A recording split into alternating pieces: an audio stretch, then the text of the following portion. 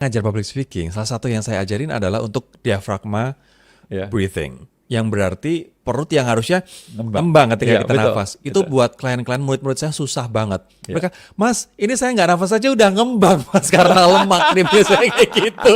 Enggak, coba dulu, bayangin dulu. Iya, Tapi masukkan nafasnya, masukkan ke perut. Mas nggak bisa. Nah, Iya. dengan penjelasan Pak Gubin, saya jadi tahu. Karena itu soal bayangan, soal mindset.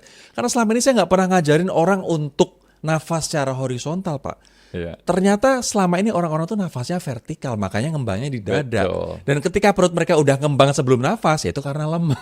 Iya. Tapi sekarang saya akan bilang, coba nafas secara horizontal. Ya, ya itu tuh Itu gampang banget kan? itu gampang banget, makanya tuh itu kan ilmu ya. Iya. Makanya itu orang itu selalu menyepelekan tentang nafas. Nah, Lapin, ngajarin nafas, semua orang juga nafas bisa, ngapain juga diajarin sih. Padahal ketika kita bisa mengubah dari dada ke perut, itu penyerapan oksigen bisa naik sampai 7 kali lipat.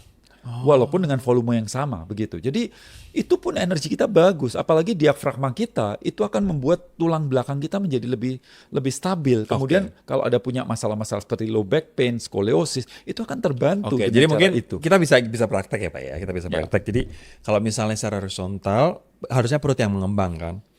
Iya, sebenarnya perut ini bukan naik ke atas aja, tapi juga menyamping Menyamping. nyamping juga sebenarnya kalau kita mau lihat. Ini Ya, dan sebenarnya diafragma paling besar itu bukan di depan, tapi di belakang.